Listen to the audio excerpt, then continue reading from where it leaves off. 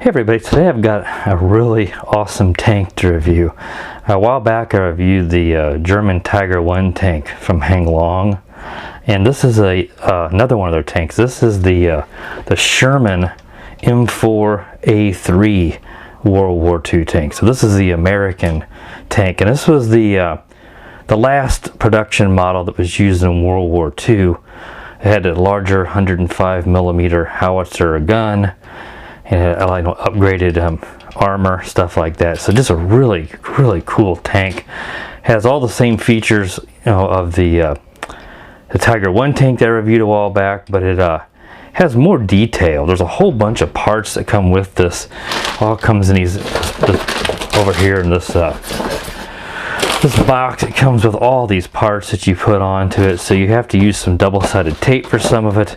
On the top here, these box crates and these backpacks.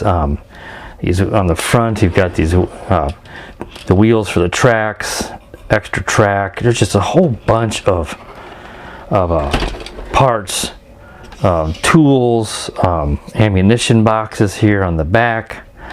Just a whole ton of stuff. Now, it may not be easy to see here because I don't have the greatest lighting here in this setting, but one of the first things someone's probably going to ask is, well, why didn't you take off the clear film on top of these decals? Well, on the 56 you can see I can, but you're not going to see it, but there's a crack here. For some reason my decals are defective in terms of the clear film. Now on the Heng Tiger 1 tank, they came right off. Now I've had these on for several days. Now I try to pull the clear film. So you can see the decal just comes off with it. It does it on every single one. I was able to obviously get it off on the 56, but I cannot get the clear film to come off. And of course it would look a lot better. Well, it would look better. It's not a huge difference to me, but when you see that glare of the film, it doesn't look as good as with it off. I don't know why. I've looked online and have seen nobody else saying they have this issue. Just some people that didn't know the decals were this kind and thought they were just cheap stickers and bought aftermarket ones. But these are actually nice stickers from what I used on the Tiger 1, but I don't know why they won't come off. I was really irritated. I left them on for another day and tried again, thinking, oh, I can get it off. Maybe it just needs to sit longer, because it's supposed to be, I think, a stronger adhesive on the white, and then when you pull, it's supposed to remain on the tank. So I don't know what to tell you there. I don't know why it could just be a defective batch of stickers. So it still looks okay, but I wanted to point that out from the get-go so people didn't think I didn't know what I was doing. I just don't know why they don't come off. Anyway, like you see, it's got a ton of stuff. It's got this big machine gun mounted on top. It's got this hatch here that you open up, but that would be access to the inside of the turret. And I've got it in the bag here. There's a guy you can put on here, which I put the German soldier in my other one, but I didn't put the American soldier in this one yet. You just put him in here with double-sided tape, and you can have your tank commander, if that's who it is, sitting on top of it. I've also got a target you can set up. All these come with them, and you can shoot at them, because this tank, just like the other tanks that I have, Heng, shoots these soft pellet, soft BB bullets, which come in this little box here. Just open it up here and I'll show you what they look like. These little yellow BBs of these plastic. It shoots pretty good. You definitely want to be careful not to shoot at somebody's eyes. Make sure you wear protective if you're going to be shooting towards anybody, because it does shoot pretty good. Just really neat. And another thing that, of course, this tank does, just like my Tiger 1, is it puts out exhaust smoke. Now, mine did not come with any oil inside of it. The oil goes up in these, and it's going to be very difficult to see, in these two little vents in the back, which are the exhaust vents, the exhaust pipes on the tank. And that's where the oil goes into it. And this one didn't have any in it. Now my Tiger 1 did come with some in it, but didn't come with any extra. But I had bought some on eBay, so this is what it looks like. I found some of the Heng oil tank, and I was able to put some in there. So whenever I do the the driver view, you'll be able to see the smoke. Now it does not put out, because it's kind of in the back, the smoke doesn't come out like on the Tiger 1. It comes out on the top and real easy to see, but it's not real easy to see, so I don't know how well we'll be able to see the exhaust smoke in the driver view. I've not done the driver view yet, but it does put out smoke, trust me. It just doesn't, you know, pour out like the Tiger 1, which may not be a bad thing, especially if you want to show it to someone inside, because you know, that smoke can be kind of overwhelming when you let it pour out. It really gets pretty stinky. But the turret's fully functional. It goes, you know, almost all the way around. The gun goes up and down. It's got all, you know, it's got nice machine gun sound effects, and it's got, of course, the movement of the tank back and forth. You know, the motor sounds, the engine sounds. Whenever you shoot, the tank does a rocking back and forth, like the, you know, which would be like the kickback from the cannon, from the gun. So just all kinds of really neat features. You know, as much as I love the Tiger 1, I think I like this one a little more just because it's got so many little so much detail, so many little parts that the Tiger 1 doesn't have as much detail as the Sherman tank. It comes with a wall charger here, just a, you know, a standard type of a wall charger that charges off the balance plug on it.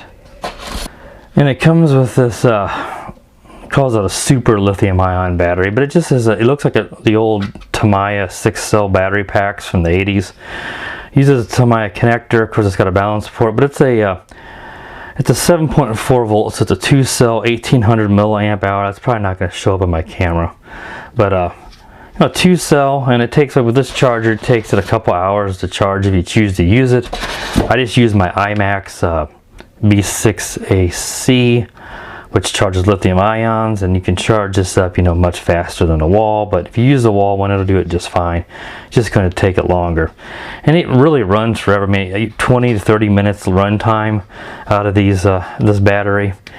Just, you know, they wanted to go to lithium ion, but they needed to keep the original form factor, because they've been making these tanks for a while, back to when they used the nickel cadmium packs in them.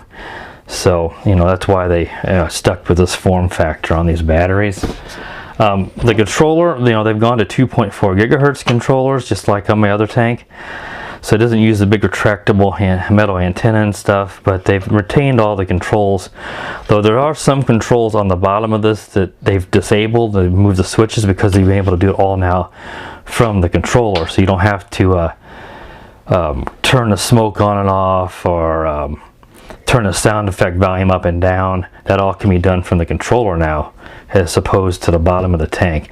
They do advertise infrared battle on this, but it just does not have that switch.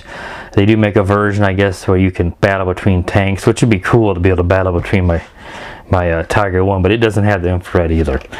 The controls for the tank, this is your cannon up and down, and this moves your turret left and right. You steer the tank completely with the right stick, and just like my other tank, it's a little bit harder to do because it really turns quickly. So it takes a little practice, you know, because you're driving with just one stick, but it gets the job done. It works. I don't really have any complaints, because if you're going to drive with, you know, real tank controls, that'd be fine, but then that limits, you know, the ability to be able to control the gun and turret and stuff like that. On the bottom here, you got a volume button. You can cycle through and increase the volume of the engine and the sound effects, and you can go all the way through until you turn it off. The smoke button here, you obviously turn the fan on, and it starts to pour out the smoke in the back as you it takes it a moment for it to warm up and get going. The sound effects switch, I've only been able to switch to a different sounding engine by pushing down both buttons, and that's just like, it makes the same kind of bellowing engine sound like the Tiger 1 tank does. This unlock button is what you press to start up the engine, and after it binds, it starts it up, and this you can actually turn it off and it will shut the engines down. The top left is your machine gun, which is a little supposed to be this machine gun here in the front. That's your machine gun fire sound. It also does it when you press, I think one of these buttons will also do the machine gun fire too. And to shoot the yellow BB out the front, it's this top button, and you have to be holding the cannon up So you have to hold this up and be pressing this at the same time, and then it will take a second. You hear it kind of load and poof, and the tank will shoot the bullet. That's a safety feature, so you don't bump this and accidentally shoot somebody, but it will tend to raise the gun up a little bit. So you may have to, when you're doing it, may have to adjust your gun back down a little bit for the right height. So overall, this is a really, really cool tank. I don't know the exact price offhand. I think it was 118 or so, but it may be less than that. If I get a coupon for it, I'll have it in the description here to lower the price if I'm able to get one from Gear Best. And one thing I want to mention real quick too is instruction manual. Not only is the instruction manual really nice, with really good instructions on how to put the decals on and all the accessories. It has a really good history here in the front. I was really impressed. This is really well written in English.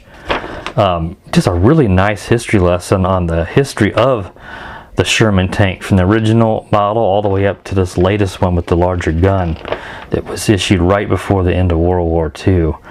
Just really, really cool. It's got, Franklin Roosevelt here. Just well illustrated. So whoever wrote this obviously was English was their native language, though I don't think the person that illustrated it was, because it was kind of funny here. They're talking here at the table about the tank, and the soldiers clearly look Chinese for American soldiers, but they look Chinese. I thought that was kind of funny. So whoever drew these was used to drawing Chinese characters of people, so they didn't draw them as Americans. So I thought I got a kick out of that.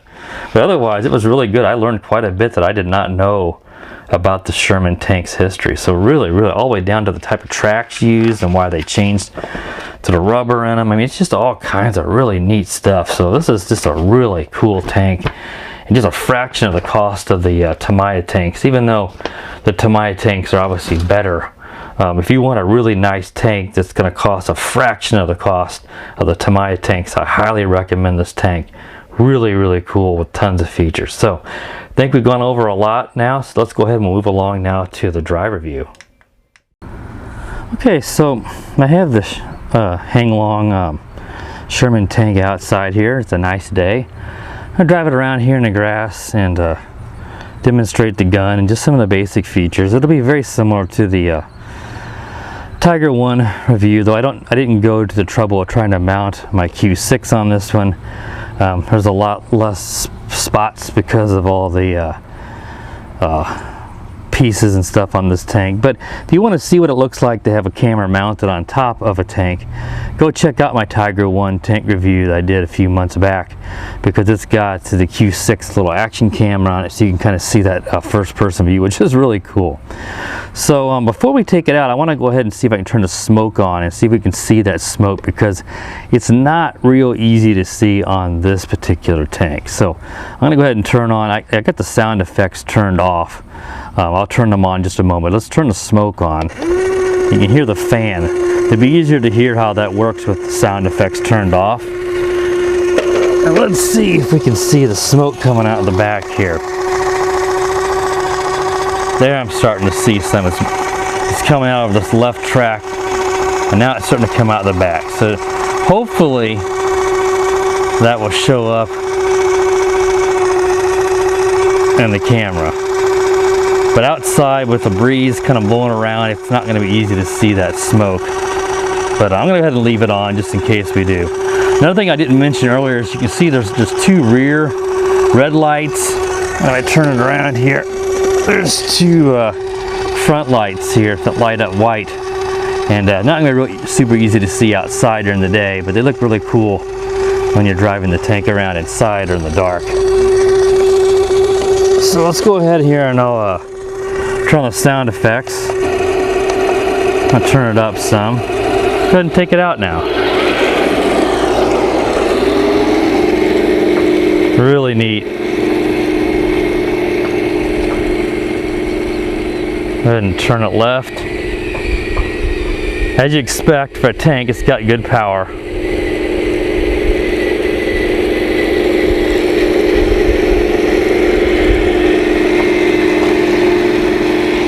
It gets along, moves along pretty good too, considering it's a tank, and I think they say in there the top speed of the Sherman Tank was like 21 miles per hour. So that moved along pretty good. I think that's one of its advantages, was that it was more agile than the German tanks, even though the German tanks had superior armor and those massive guns. The Panzers were difficult to defeat.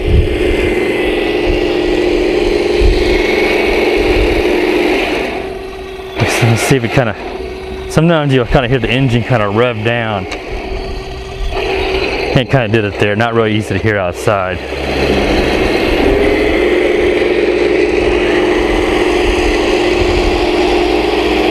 Now I'm going to turn it around here and we'll, let's do the machine gun fire. So you're not going to, I don't see any smoke right now, like I said, because there's a bit of a breeze. So I said it's outside, you don't see the smoke very well. You will see it indoors some. But like I said, it doesn't put the smoke out like the Tiger 1 tank does for me. So this is the machine gun sound. It's got the cool machine gun sound. It lights up red down in here. But I don't really see it coming out the tip of this gun like on the Tiger 1. It kind of like lights up the machine gun itself. Let's go ahead and now we'll try fire. I'm going to just fire one of the plastic bullets here and we can see what it does.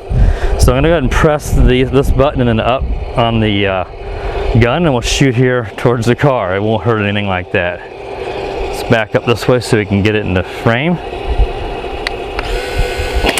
You can see it shoots pretty hard. That's why I said you got to be careful. Let's back it up and see, because you can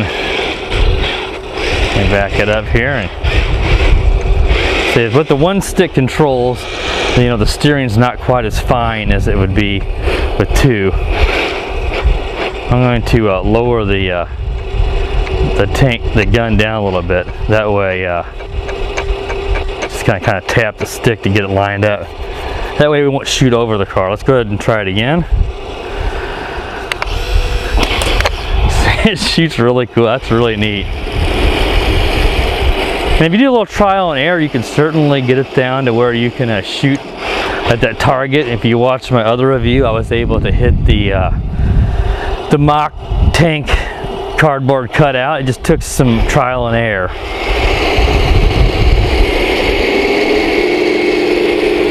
And it really revs up there as we're going full reverse. This is a lot of fun to drive around the house. Even my little 1-year-old daughter just cracks it up watching it, laughs. She was angry when I took it out of the room here to go review it. She really enjoys it. Obviously, I don't shoot the gun around the baby or even in the house because I don't want to get these little bullets in her mouth and choking on it. So be mindful of that. If you got a little one in the house, don't shoot this inside, because you're going to lose those. And then, you know, as you know, anybody with a kid, the kid's going to be the first one to find it, and it's going to go straight in the mouth.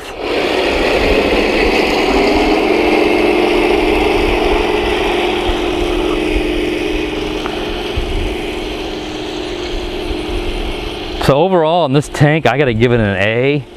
I'd give it an A+ if my decal, the clear film would come off. I got to knock it a little bit because mine doesn't, but that does not mean that yours won't. It could just be that it was a bad batch of glue or something, that the decals are just not, the white is not as strong.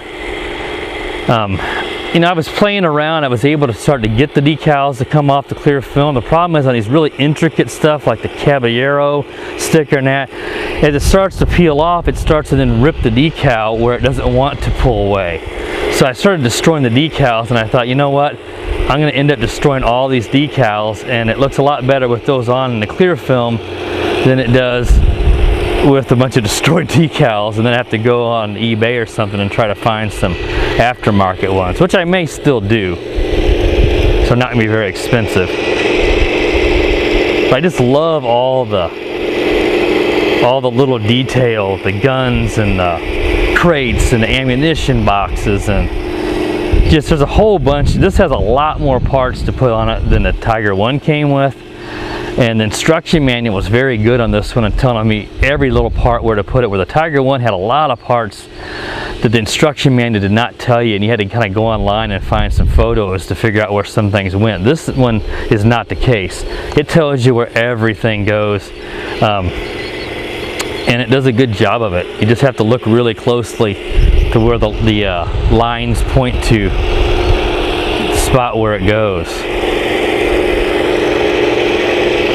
Probably turn the sound up a little bit louder. And of course, they're indoors. You can turn the sound all the way off, which I sometimes do because it can be a little bit overwhelming at times to have that sound constantly going as you're playing with it. I'll show you how the turret moves. We didn't really do that. And the gun goes up and down. There's not a whole lot of travel on the gun, but it's enough. I'm not exactly sure how much the Tiger, or the Sherman Tank had anyway in terms of travel. Let's go ahead and we'll kind of shoot sideways here towards the mailbox. Stand back here. Let's go ahead and fire a bullet that way.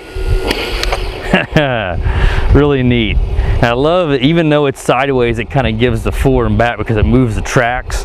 Let's go ahead and do that again. You can see how it rocks the tank. Obviously, shooting sideways, you know, the tank would rock this way in real life, but they can't do that. So, but when you're firing forward, as you can see, it's very realistic.